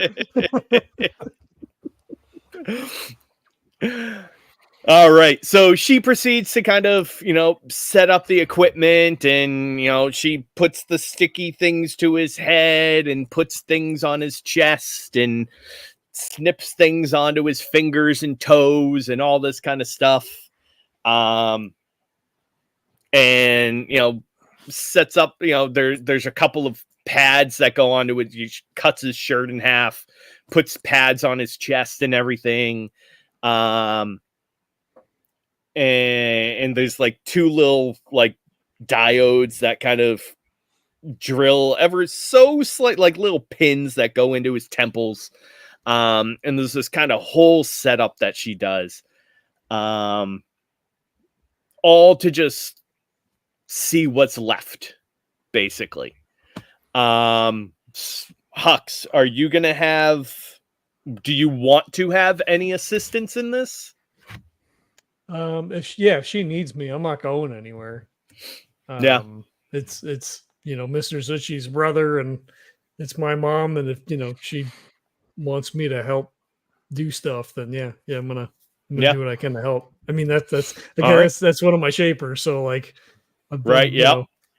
clamp this here, do this there while she's doing stuff, write this down. Exactly. Yeah. And you have medical training, right?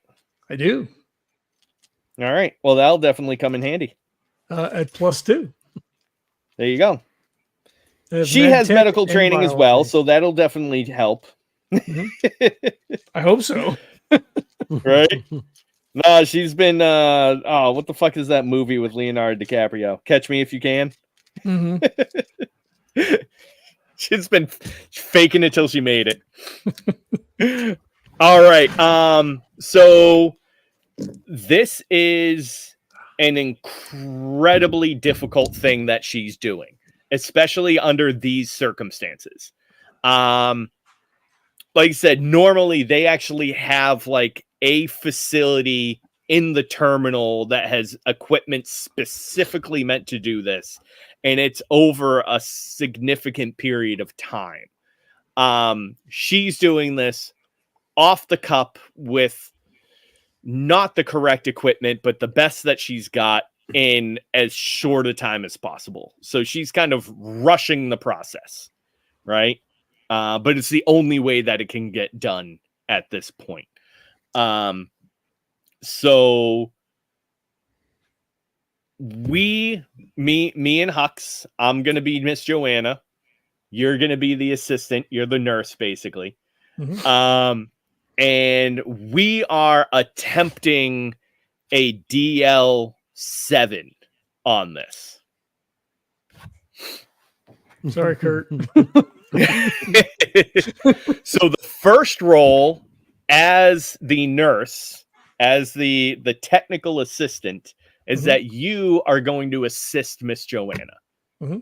So your role is going to be med tech, right? Whatever you have going for it at a DL5. Okay. You're going to be monitoring the equipment. You're going to be making sure that all the levels are appropriate.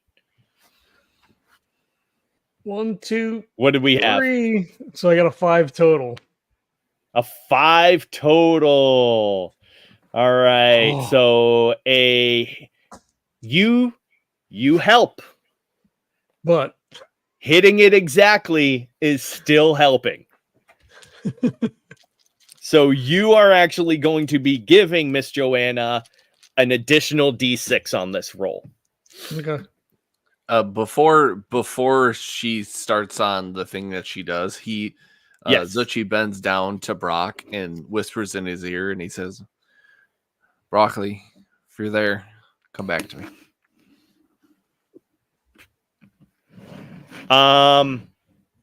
Do you have any? What No. are your shapers?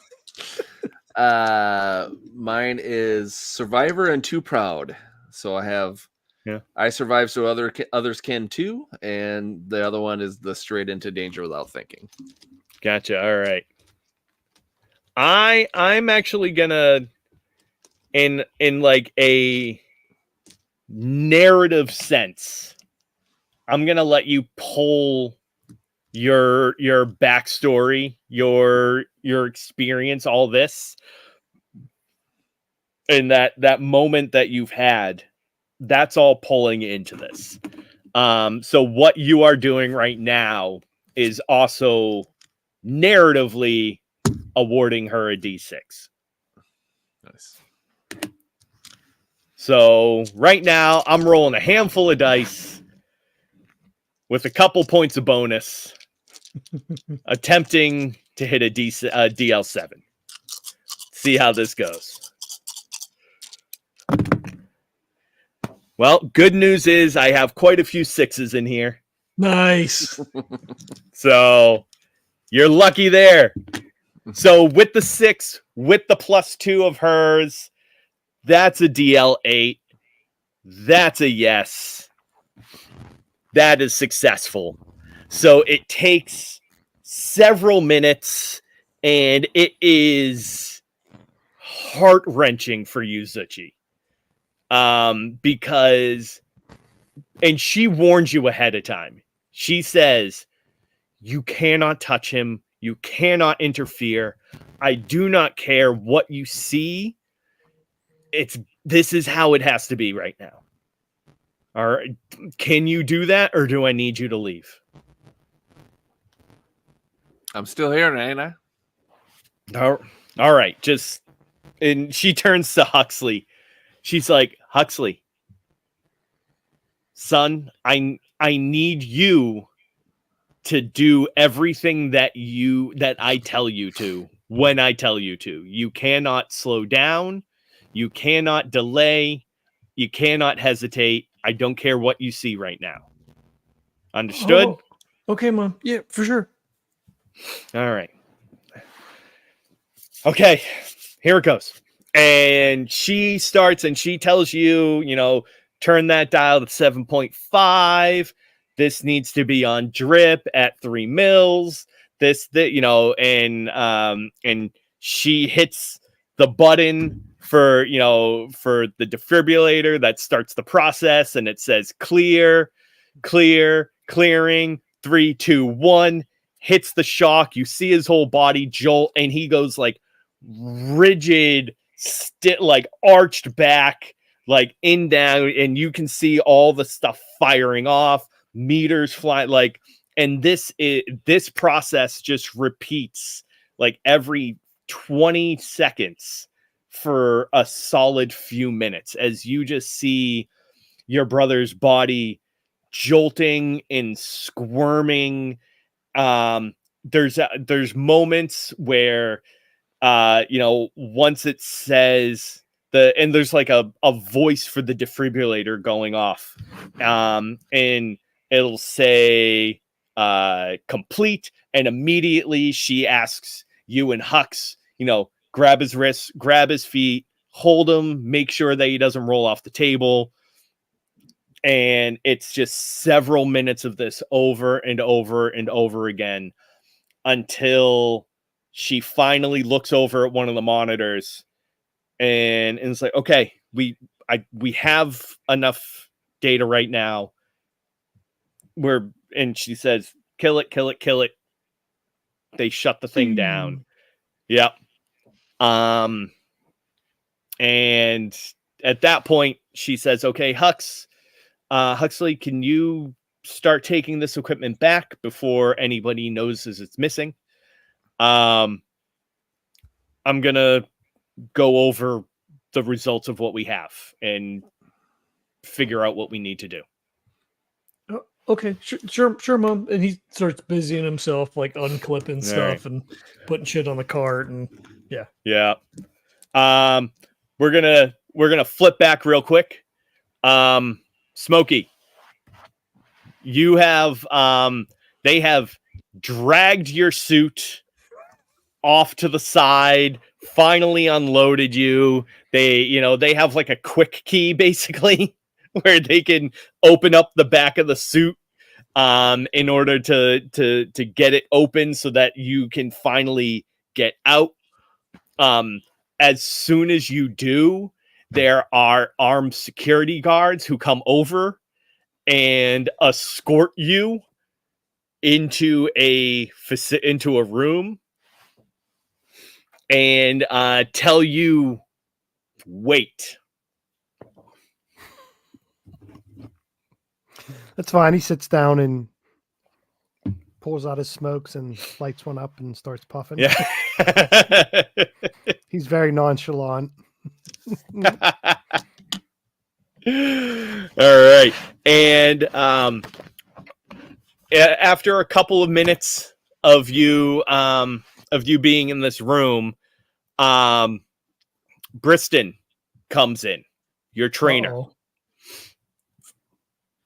And you're sitting, think of it almost like, classic TV interrogation room, right? Like there's a table, you're sitting in one chair, there's two chairs on the other side, just this small windowless box of a room with just one door in and out. No double way, no one-way mirror on one wall though. So it's just 4 blank walls. He comes in, grabs one of the chairs, flips it around. Riker sits himself down. It just kind of leans over and he's like, "What the fuck are you doing?" Ran into a bit of an issue out there. Had to use the flamethrower to keep those 2 kids alive to get us back. And I was hoping for a bit of extra luck on what we were doing out there. And it seemed a bit of my piece of luck kind of got stuck in the trigger. So he'll pull out, he has like a little medallion, and it's a Saint Barbara medallion, and it is she's the patron saint of sappers and demolitions. So it's kind of swinging on a chain a bit. And he said, I tried to get those 2 kids back in one piece, and I was hoping for rub a little bit of extra luck on me holding off. What do we call them? We don't call them zombies. What do we call them? The unlinked word? NPCs, Yeah, so, blues, whatever you want to call them. Yeah, that's right. Yeah. So a whole bunch of those brain fried unlinked things were out there. So I had to scare them away a bit so we could get back up a hill. So I was rubbing a bit of luck with my metal, and my metal got stuck on the safety. And I'll just be sitting there looking back and just say, it didn't look too pretty coming back in, but no harm, no foul. The run was made, and all 3 of us came back alive.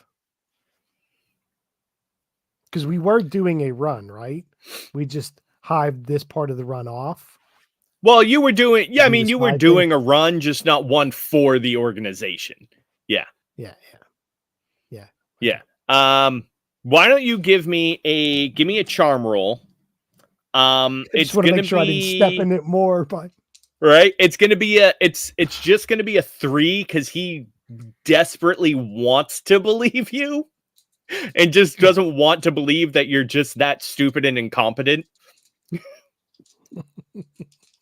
And that is a 4. Oh, there we go. And so he kind of he's listening to your whole story, and he says, "And you're willing to put that in a report?" It's what happened. You know me. I don't bullshit, and you can't bullshit a bullshitter, so I wouldn't be able to get anything past you anyways. And so he kind of, at that point, looks at you, and he kind of like points to your cigarette and does like a give it. And he takes one puff of it and then kind of like stamps it out on the table. And he goes, "This is the most no smoking zone. We've been over this before." My life is a no smoking zone, but I still end up doing it, don't I? And he kind of gives you like a little smirk at that. And he's like, "All right, Smokey, tell you what, I'll vouch for you. You had some issues. You ran some bodies back there. Put it down in your report. you're gonna have to take care of your suit yourself. Honestly,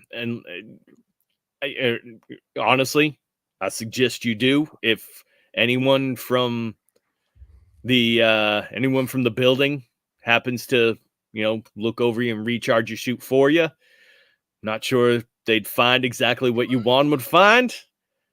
So yeah, you go ahead and take care of your suit at your own time, and make sure that report's squeaky clean. You got me? It will be.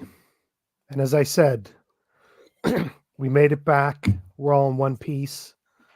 And that's all that I focus on. I'll get that kid Huxley to look at my suit. He's really good at that. Yeah, I heard he took care of a couple other suits around here. Sounds like he does a pretty dang good job. You better keep tabs on him, or else some other team might try to steal him up. I think the three of us got something going, so I'll lean on them and their best judgment. If they want to retire me out and go with someone else, that's probably the right decision, knowing knowing how good they are. But I'll tag along as far and as often as I can. All right. Well, yeah, we'll get you set up with the paperwork. You take care of all that. Get your suit checked up. Check in with me a little bit later on. Sound good? I owe you a drink. Yeah, you owe me two. And he kind of, at that point, gets up, knocks on the door. And when they open it up, he's like, all right, let the son of a bitch out. He's good. And they kind of like shoot him a look. And he's like, said he's good. And I'll walk out, and whoever's standing there, I'll blow him a kiss as I walk out the door. Oh, yeah. It's that, and I speak from experience. You know those mall cops that take their job way too seriously? It's like basically if you give one of those guys a gun, that's who you're dealing with right now. So Smokey's thinking he's made it this far, so his luck's held so far. If he gets a punch in the kidneys or a dirty look, it doesn't really matter.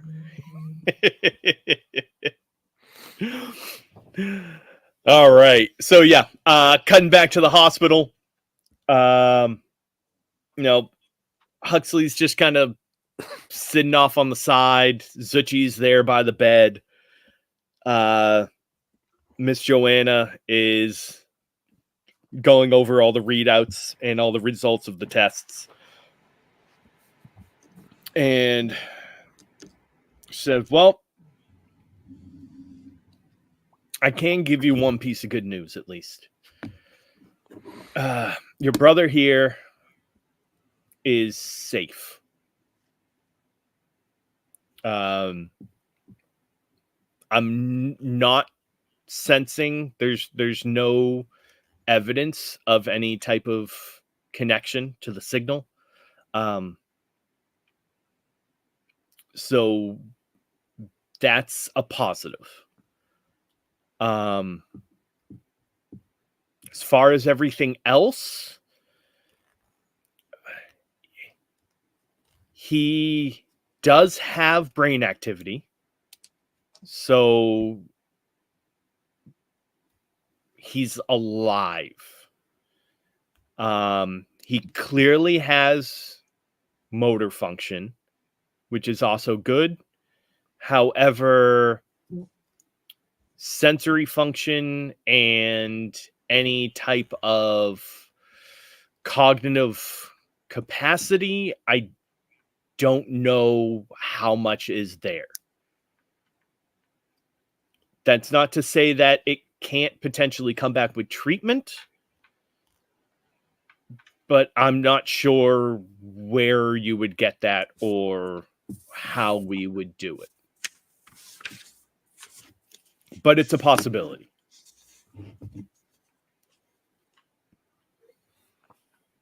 Zuchy just kind of thinks it over a little bit, not for very long or whatever.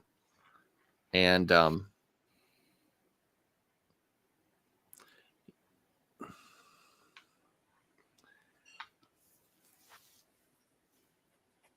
he looks at Miss Joanna or whatever, and he says, you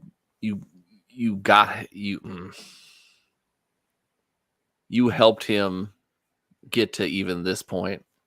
I appreciate that. Honestly, I just checked up on him. You're the one that got him here.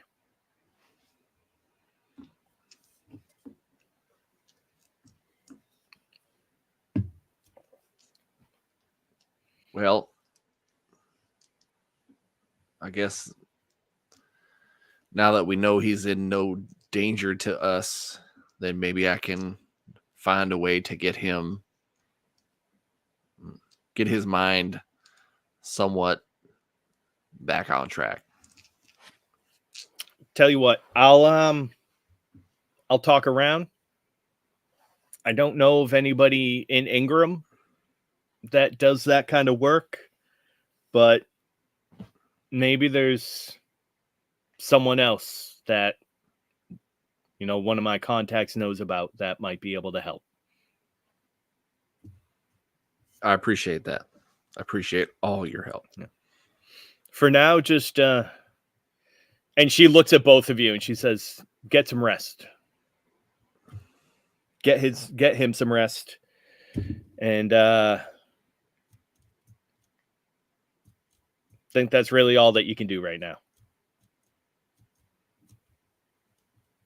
Zuchy just kind of tips his head and says, "Ma'am," and proceeds to try to help his brother get out. And she walks over to Huxley and she kind of gives you like arms open, like asking like for a hug. Like he was sitting on like one of the metal table, so he kind of like slides down, kind of like eyes at the floor. And, she opens up her arms and he goes in and he gives her a hug and goes, I'm sorry. We couldn't leave him. We had to bring him. I know they didn't want anybody to get in trouble, but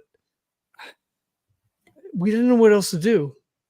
And he's kind of like she talking leans into down, like her neck, right? Like he exactly, kinda... Yep. She kind of leans down to you and she's like, "Do they have a place to go, sweetie?" No, I think Mr. Zuchy stays in the barracks. Yeah, I don't know. He and Mr. Smokey will stay there, I think. And she's, Mr. Mason across from us there? Mm-hmm. He's got a shed. Sits right up on the property line. Go ahead, get him set up in there. I don't think Mr. Mason will mind that much. Oh, okay. I'll grab Mr. Zuchy and tell him. Yeah. It's going to be a heck of a lot safer for them than going back into the barracks. Who knows? Who knows what the organization might do if they actually find out about this kid? I don't know. Hopefully they don't. I mean, especially if he can, if he could get better. And you kind of feel her tense slightly when you say that. Mm-hmm. She says, "Well, let's better hope that they don't find out, because Huxley, I'm putting this on you. You're the one that brought him here. You've now associated all of us. Me, you, this whole hospital with this. So if they find out that I helped him, I don't know what's going to happen." Like I think he pulls away, like he's still kind of like hugging her, but like leans back like terror stricken, like panicked. Said, "Don't look at me like that right now. Just get them home, get them set up, get them clothes, get them a place to sleep. Just take care of them. That's what we do, right? Oh, okay, Mom. Thanks. Sorry. And he like awkwardly like leans in really quick to like give her a hug again, and then like runs out the door to go catch them. All right.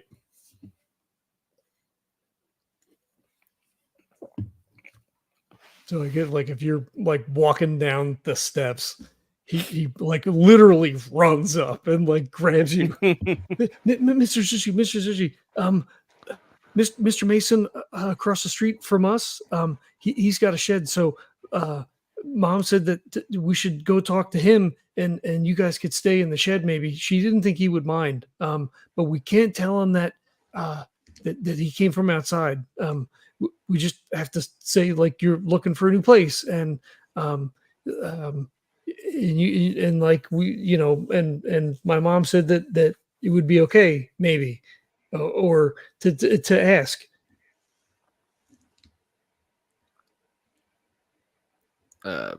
Zuchy kind of shakes his head and he's like, "Well, I thank you kindly, Hux, and your mom as well. Yeah, I think that would be good because I even though she told me to get rest, I didn't. If I was gonna take Brock to the barracks, I don't think I would get much rest." No, well, let's go over there now. And I think like, and he kind of like looks Brock over. I have some clothes that'll probably fit him. That would be mighty kindly of you, Hux. Appreciate you. Okay, come on. And he kind of like half trots like ahead of you, kind of leading the way. Mm-hmm. Yep, he'd follow with Brock. All right. I think we're that's a good place to call it for tonight. Sweet. I thought we were gonna call it on. I'm sorry, Mr. Do. There's nothing we can do. You're gonna have to like take him out behind the shed. Put him down. No, there was literally like 5 scenarios. I was like, okay, I could do it this way. Oh, yeah. I could do it that way. Yeah. Preparing for the worst. Well, we'll post you all that. All right. I want to thank everybody for checking it out. Ratings, reviews on iTunes or whatever your podcatcher of choice is. Super helpful. Probably, I guess. I don't know. We're going to record anyway. Check out the MFG cast where Kurt does all kinds of cool stuff. Kurt, what are we doing over there? We got Core Noir. We've got our own version of D&D. We're calling it fantasy role playing, but both Johns are playing perfectly well on there. And also we do every other week, we'll do a board game episode as well. So lots of stuff going on. So check it out. Cool. Awesome. You guys got anything going on? So I don't usually do this because nobody's doing anything. I just have Legends of Tabletop shit. That's all. That's all I do. Yeah. All right. Cool. Yeah. So thanks for checking it out, and we'll catch you next time. Peace.